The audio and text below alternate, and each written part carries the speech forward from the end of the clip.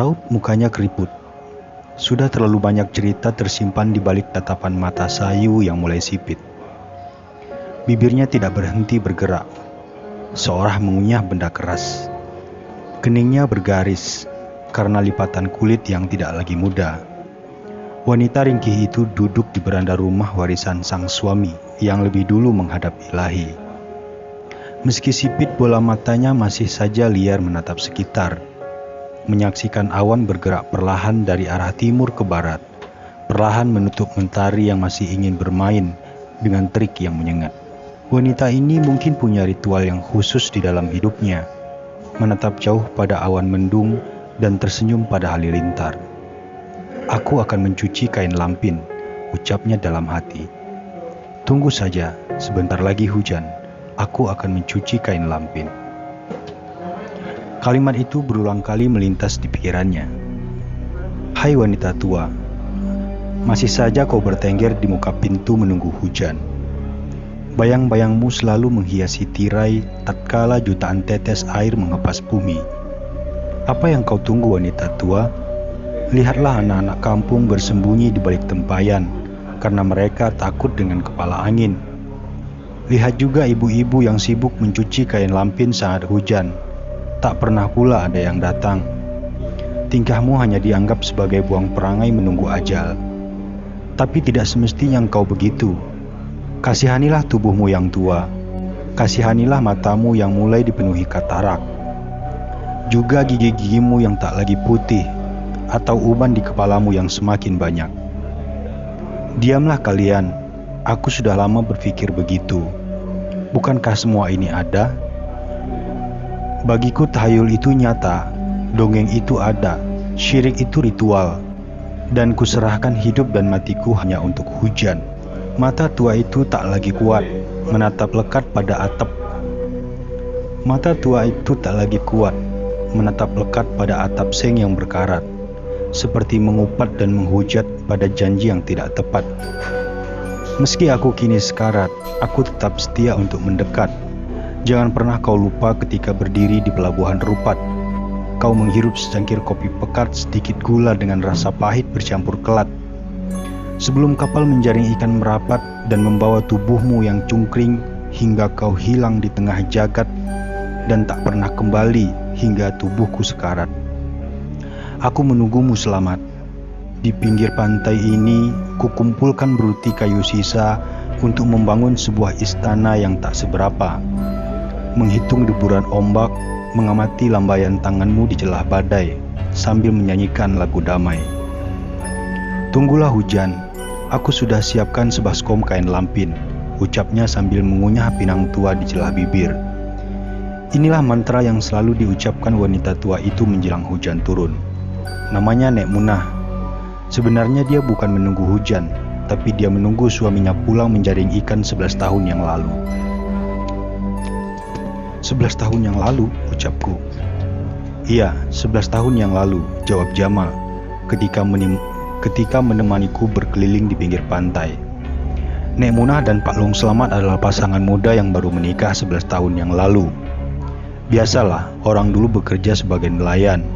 Pak Long Selamat pernah berjanji akan membelikan kerudung ungu, dan dia ingin Nek Munah mengenakan itu ketika badai. Pak Long Selamat akan menemani Nek Munah mencuci kain lampin untuk anak pertama mereka, tutur Jamal menyambung ceritanya. Bagi Nek Munah, hujan adalah pertanda bahwa perahu kuning akan berlabuh di dermaga Rupat. Dia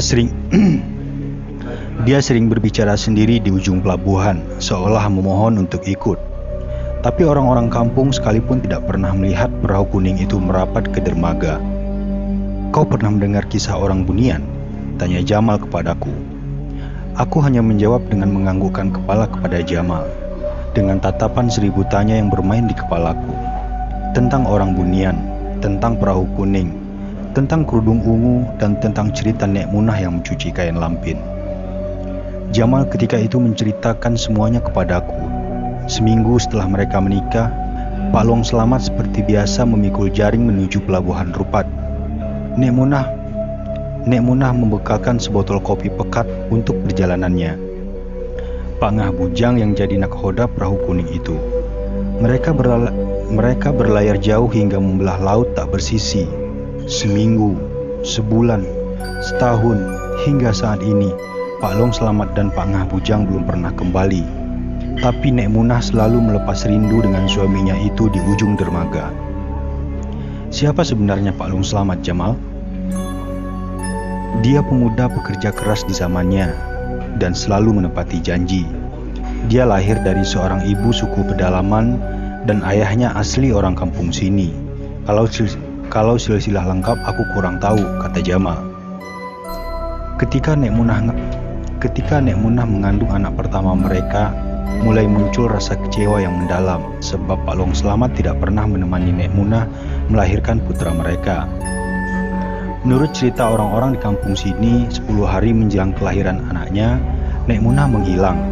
Ketika hujan lebat, dia berlari sendiri di tengah badai, masuk ke hutan bakau di pinggiran muara. Selama dia menghilang, Ngah Apai pernah melihat seorang wanita bertengger menjontaikan kaki di atas akar pohon bakau sambil memakan pucuk daun. Ketika itu Ngah Apai sedang mencari daun nipah untuk buat atap rumah. Wanita itu seperti mayat hidup, mukanya pucat, dengan daster kuning yang membalut tubuhnya berlumuran darah kering. Rambutnya yang panjang terlihat kaku seperti tidak pernah keramas. Ngah Apai tentu kenal siapa perempuan itu. Bukan tak ada niat untuk menolong. Ketika Ngah Apai berusaha membujuknya untuk pulang, sorot matanya mengisyaratkan sebuah amarah. Ngah Apai mengira Nek Munah sudah gila. Ngah Apai lalu pulang mengajak orang kampung menjemput Nek Munah. Tapi sosoknya raib di telan bumi, menghilang entah kemana.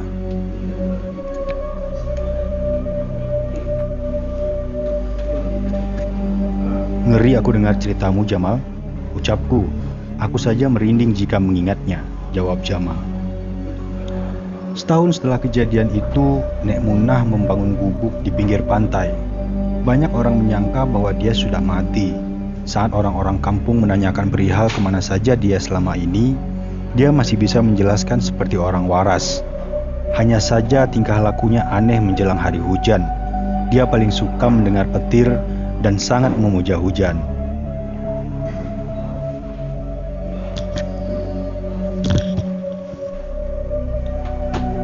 Saat menjelang hujan turun, dia selalu duduk di muka pintu sambil mengunyah pinang. Biasanya, dia menyediakan sepiring beras kunyit dan membakar kemenyan. Sejak itu, orang kampung mengenalnya dengan nenek tua pemuja hujan.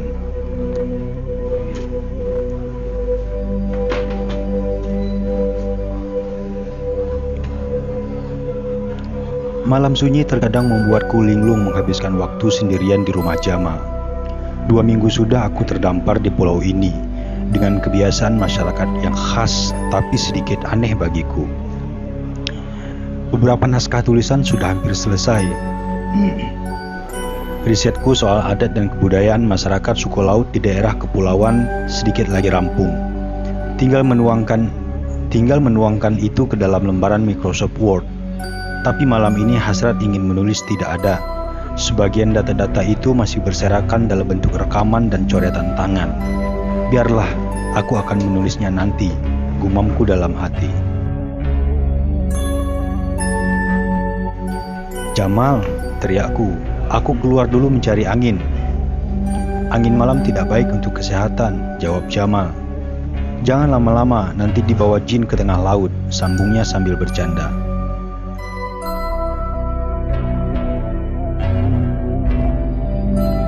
Butiran pasir halus terus saja memanjakan telapak kaki ini untuk melangkah jauh menelusuri pinggir pantai.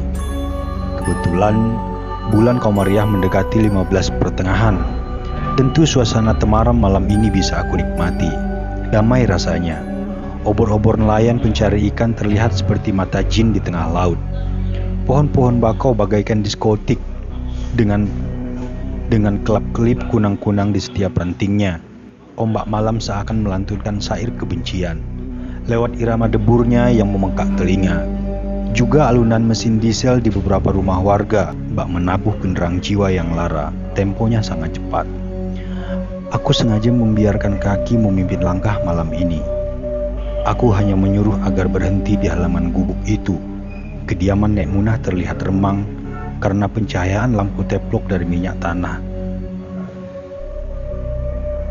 Aku mendekat dan mengintip dari jendela yang sedikit terbuka. Tubuh tua itu sedang melipat kain lampin. Lipatan itu dia masukkan ke sebuah keranjang merah. Aku masih belum berani mendekat.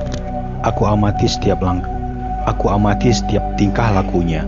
Perlahan dia beranjak membuka pintu belakang rumah sambil memegang sebuah obor di tangan kirinya.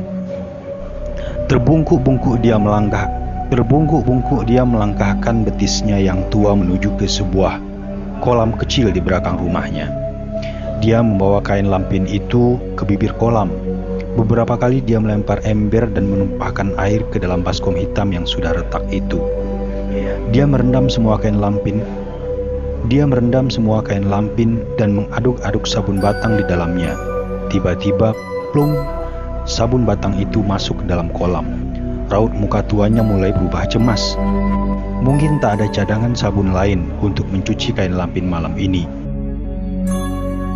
Dia mulai membenamkan kaki kanannya ke dalam kolam. Bisa jadi dia akan menyelam untuk mencari sabun batang itu. Ada-ada saja ulah wanita tua ini, gumamku dalam hati. Nek Munah, jangan.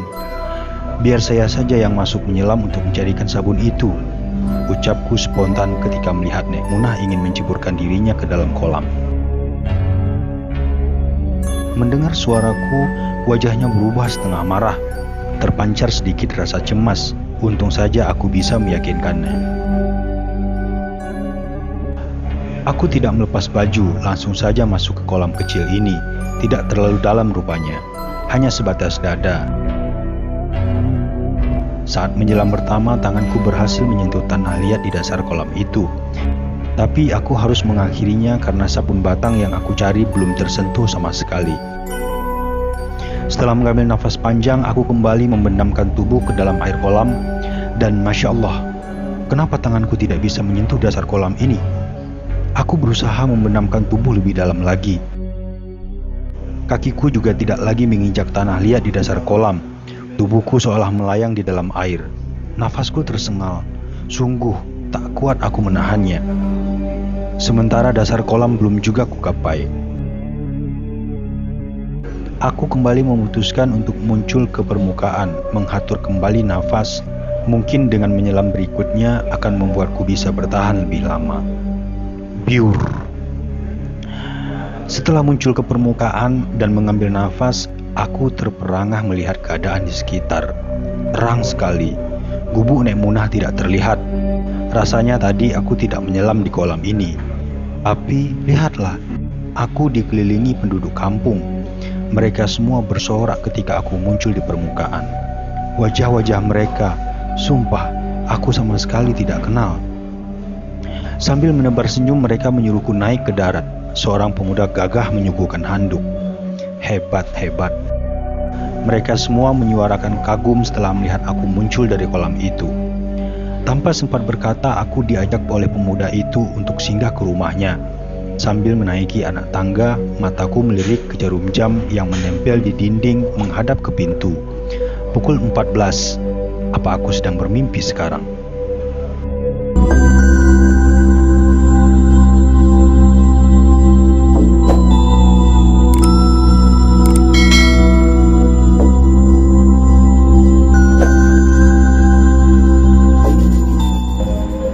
Di sini semua orang masih sibuk dengan aktivitas mereka, mencari damar, rotan, dan semambung.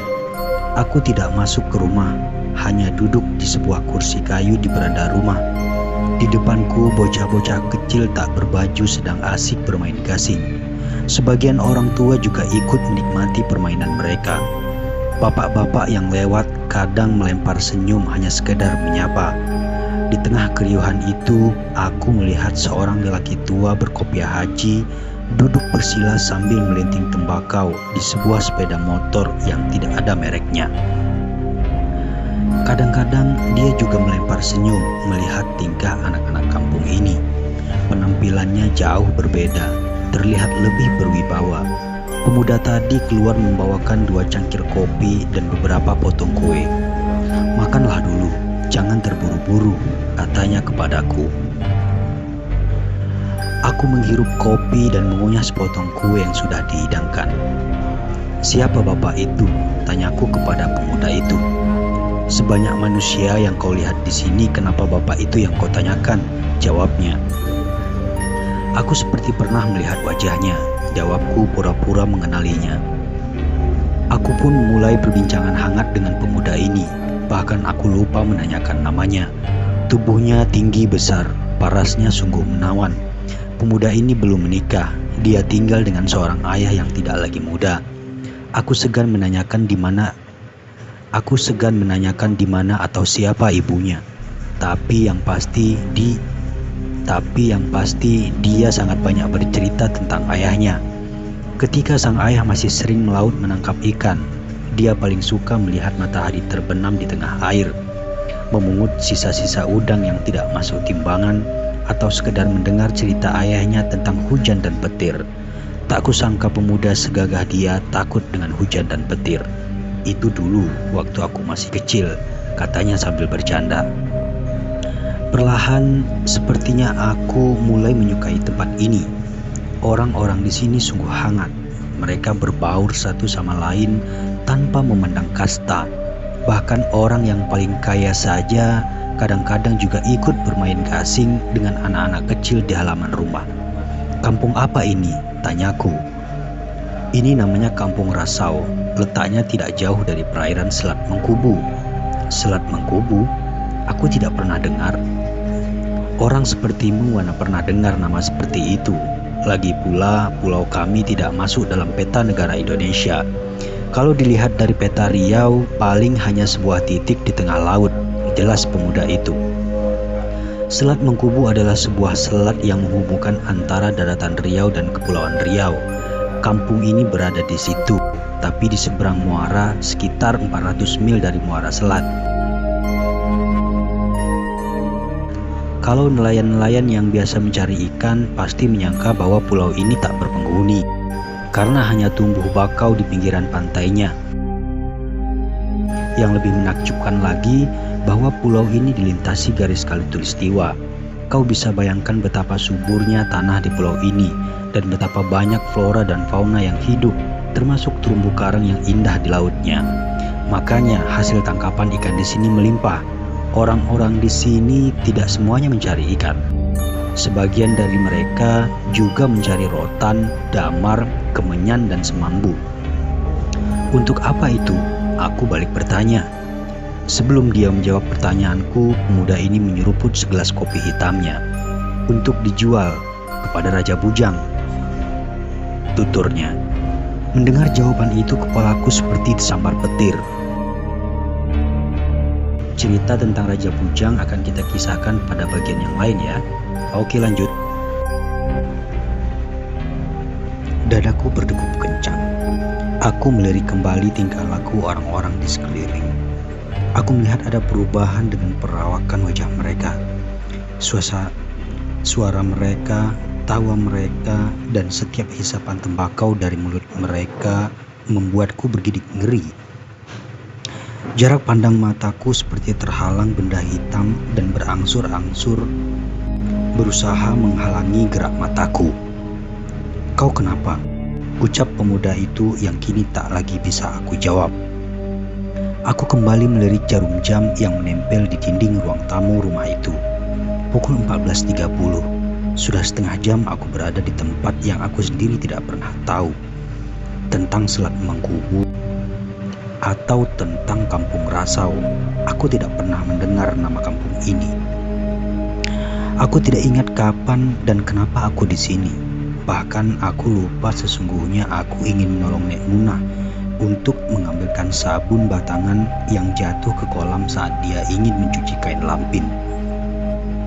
Pemuda yang duduk di sampingku ini setengah berlari membawakan segelas air putih dari belakang. Aku meneguknya hingga habis. Perlahan-lahan dia mengusap bahuku sambil berucap istighfar.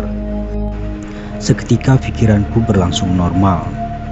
Meski nafasku masih tersengal, mataku menatap sebuah sabun batang yang tergeletak di pinggir kolam tempat aku muncul tadi. Aku tahu sabun batang itu adalah sabun Nek Munah. Tapi di mana Nek Munah? Di mana Jamal? Pikiranku mulai normal kembali. Tenang dulu, bawa tenang saudara. Jangan panik begitu. Pemuda itu memimpin langkahku menuruni anak tangga di halaman rumahnya. Di samping anak-anak bermain gasing itu, sebuah sabun batang masih tergeletak. Kadang-kadang ada saja orang yang menggenggam sabun itu kemudian mencelupkan tangan mereka ke kolam untuk mencuci tangan. Maaf saudara, aku belum tahu siapa namamu, ucapku kepadanya. Pemuda itu akhirnya menyodorkan tangan dan berkata, namaku Aziz, putra Pak Long Selamat. Pria yang berkopiah haji sambil menghisap lintingan di sepeda motor yang kau lihat tadi itu adalah ayahku. Aku semakin terperangah mendengar ucapan itu. Pikiranku langsung tertuju pada Nek Munah. Mungkinkah ini Pak Long Selamat yang selama 11 tahun Nek Munah duduk di muka pintu menunggu hujan, berharap sebuah kapal kuning yang membawa suaminya pulang? Abah bilang aku anak angkat. Dia menyelamatkanku di sebuah hutan bakau dari seorang wanita gila yang ingin membuangku ke laut. Pak Long Selamatlah yang menyelamatkanku hingga aku sebesar ini. Seketika itu pula pikiranku melayang pada cerita Jamal tentang Nek Munah yang ditemui warga di sebuah pohon bakau di bibir pantai. Artinya, Nek Munah bertemu dengan Pak Long Selamat sesaat dia melahirkan.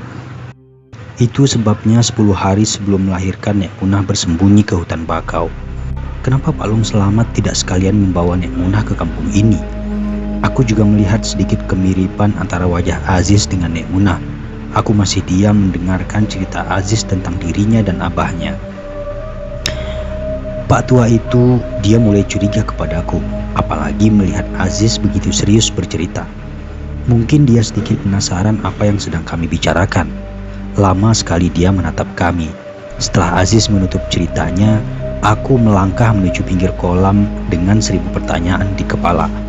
Perlahan aku menggenggam sabun batangan itu untuk bermaksud mencuci tangan. Aku sempat memalingkan pandangan ke arah Aziz yang terlihat sedih duduk sendiri di anak tangga. Kemudian berpindah ke Pak Long Selamat yang menghisap rokok lintingnya. Tak sadar sabun batang yang aku genggam meluncur perlahan masuk ke kolam. Seorang anak kecil yang juga menunggu giliran rupanya melihat aku menjatuhkan sabun itu. Abang, itu sabun umum. Kalau abang jatuhkan, payah orang sini mau cuci tangan. Ternyata ucapan anak ini didengar oleh orang-orang kampung yang sedang bermain gasing di sekitar sini. Mereka mendesakku untuk menyelam dan mengambil sabun itu. Mereka setengah memaksa agar aku masuk ke kolam untuk mencari sabun batang yang aku jatuhkan. Perlahan aku melepas baju dan nyemplung ke kolam itu. Ternyata sangat dalam, bahkan jauh lebih dalam dari kolam di belakang rumah Nek Munah. Aku memaksakan diri untuk menyentuh dasarnya, tapi terlalu jauh. Nafasku tersengal, tidak kuat lagi aku bertahan. Tapi tanganku berhasil memegang sabun batang itu yang masih melayang. Dengan cepat aku menolak badan untuk muncul ke permukaan. Tiba-tiba telingaku menangkap suara gemuruh petir beberapa kali menyambar. Aku semakin penasaran apakah yang sedang terjadi di atas sana. Apakah ada badai? Subhanallah, ternyata benar. Setelah aku muncul ke permukaan, ternyata hujan tengah derasnya turun. Dan ini kolam Nek Munah. Aku melihat gubuknya runtuh tertiup angin. Di tengah gemuruh petir itu berkali-kali aku memanggil nama Nek Munah, tapi dia tidak menjawab. Tubuhku terasa lemah untuk berlari. Dengan langkah perlahan aku langsung menuju ke rumah Jamal. Semua orang di sini sepertinya bersembunyi di balik selimut di kamar mereka. Aku melihat perahu-perahu nelayan itu berantakan. Ada juga yang pecah dihantam ombak.